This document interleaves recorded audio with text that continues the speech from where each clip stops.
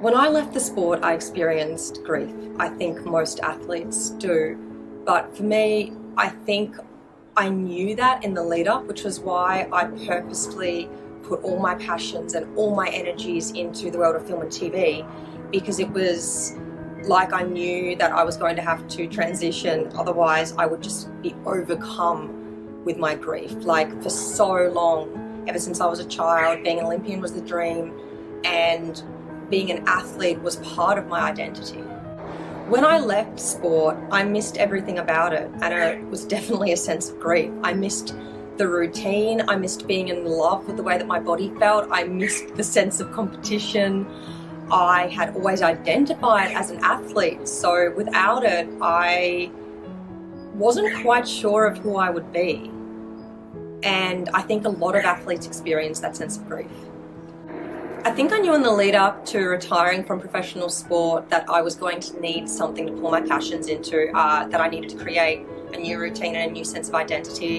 And I'd always been such a creative, and that had always been a big part of my life, but just maybe not competitively.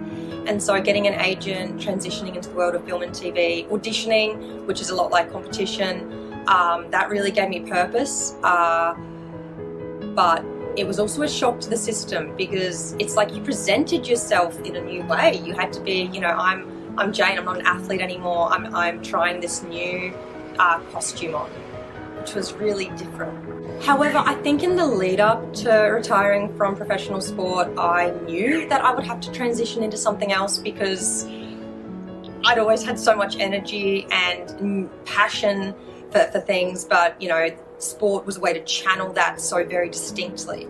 So I transitioned into the world of film and TV, and I treated it like I had treated training. I trained for acting, I took classes, I auditioned, which was kind of like competition.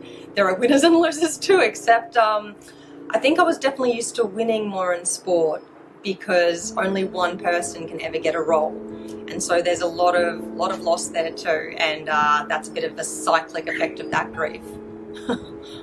And I have used that word transition to talk about retiring from sport, but the truth is that transition might not be the right word, because it's like you're born again. It's like you've had to create a whole new set of identity, and I think it's okay to struggle with that. I struggled with losing sport, and losing it isn't even maybe the right word, because I was still able to train, I still kept my squad, but it was different and sad.